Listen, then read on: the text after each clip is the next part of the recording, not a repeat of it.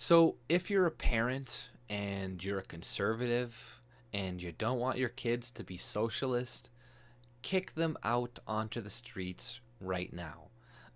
Make them learn how to pay their own way and stop subsidizing them. Because I came across an article from the Globe and Mail that, kind of explains why the younger generation today is the way it is.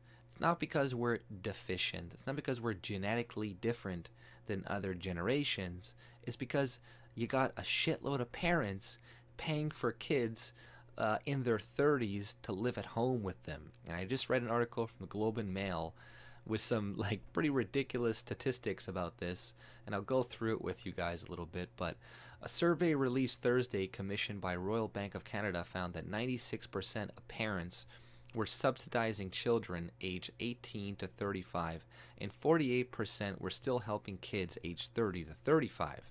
RBC raises the question of whether parents are helping their kids with money that should be going into their retirement saving, which is valid. So, 96% of parents are subsidizing their kids between the age of 18 to 35, and the numbers are pretty high too. It's upwards of $4,000 to $6,000 each, right? And people like to wonder. They're like a conservative person, and they're like, why is my kid a socialist? Why do they think this is a good idea? Well, it's because you're paying for them to live in your home for free. You're paying for their food.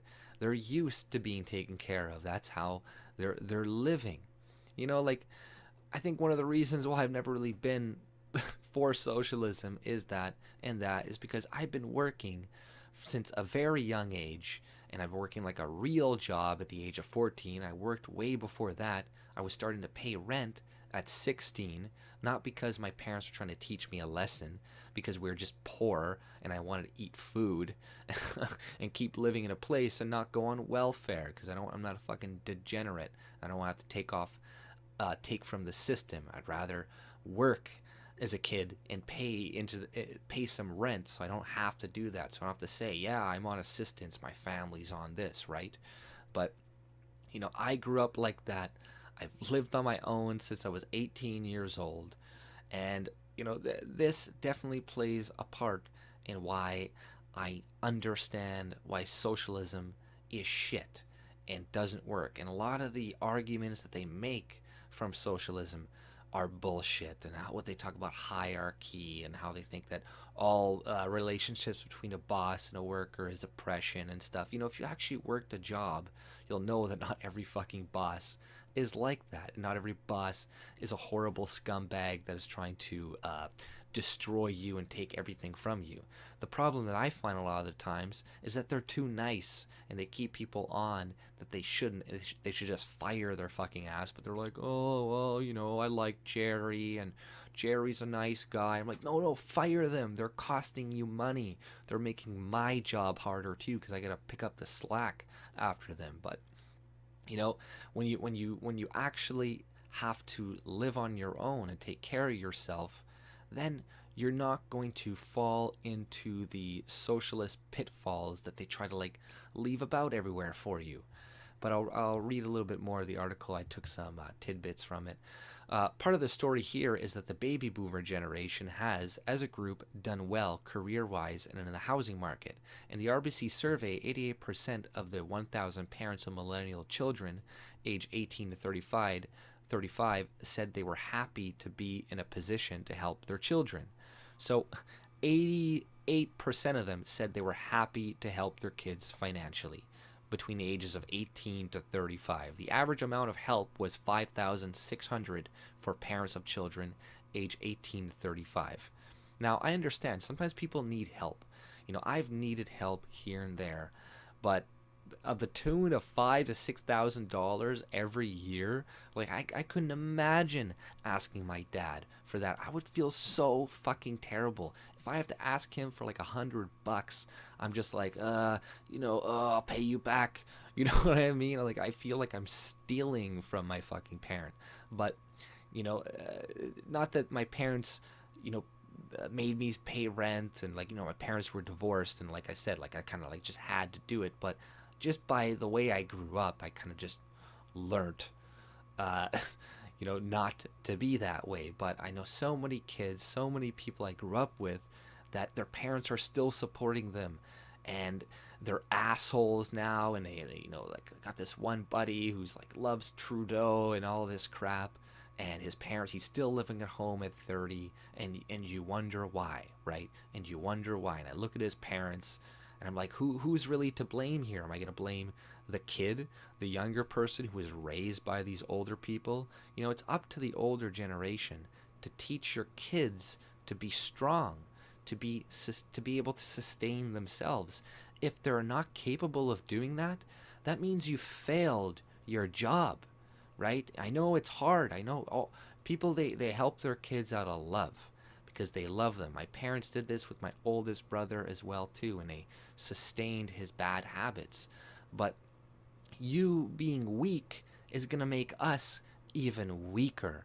And now the people that you've raised in the millennial generation are going to raise even weaker kids until we have no more society. And that's always the problem, in a lot of societies. One group gets a lot of wealth, a lot of stuff. They get kind of fat and comfortable, and they treat their kids a little bit nicer and make it easier on them. And then they're not ready for the world anymore. And who is to blame?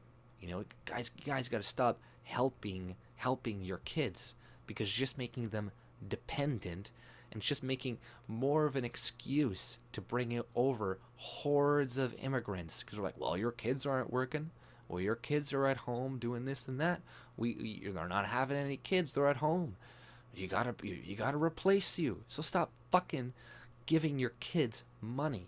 And like I said, the survey said 96%. So this is on both political sides, both political spectrums, right? All parties, all people are doing this to their kids. And, it's, like I said, it's up to you to make your kids strong, to make your kids not susceptible to socialism. But, the RBC found that the average amount of support of this age group from parents was 3,700. That's for the age group of 37-somethings. Some will say that young adults are in this position because they are spoiled, entitled, and lazy. They should talk to some of the parents of millennials. In the survey, 86% of the parents said that they feel it's difficult for young adults starting out today to make ends meet. And 53% said their children are struggling to become financially independent. Mr. Lowe's said expensive houses and rents in some cities are a factor. The average amount the annual parental financial help in British Columbia and Ontario was $6,000 and $7,000.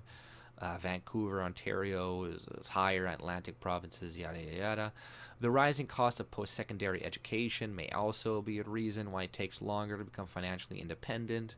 So that's another thing. People shoving their kids into universities a lot of times when they don't need to be there. And a lot of people, they're not university material, and they shouldn't be in university. They should stay home. They should go get a trade. But now they get a bunch of debt, and now their parents are going to be paying for that for even longer. And now you just sent your kid to a institution to be propagandized to become a leftist retard. Now they're going to come back as a tranny, and they're going to hate you. So, like, people, we get what we deserve at the end of the day. If you were too weak to let your kid go out and live and survive and make their own way, then it's your fault for them being the weak, sniveling SJWs that they are now, right? Kids don't raise themselves, right? They don't raise themselves, right? The rising cost of post-secondary education. The average undergrad tuition rose 3.7% annually over the past decade. So a 3.7% increase annually over the last decade, while inflation was 1.7%. In the RBC survey, 69% of parents said they provided financial support for education. The cost of living today is higher as well, notably because of technology such as smartphones. The RBC survey found that 58% of parents helped their kids pay their cell phone bill. So, they're paying their cell phone bills, they're doing all this stuff, and they're making their kid into a dependent future liberal NDP voter. So, at the end of the day, guys, we got to understand that it's all about incentives. And if you're giving the wrong incentives to your children, they're going to do what the incentives are that you're giving them. If you incentivize them to be lazy, they're going to be lazy. If you incentivize them to be dependent, they're going to be dependent. If you don't be surprised that they think the way they do. But that's pretty much all I had to say about this. If you like my content, subscribe and have a good day. See ya.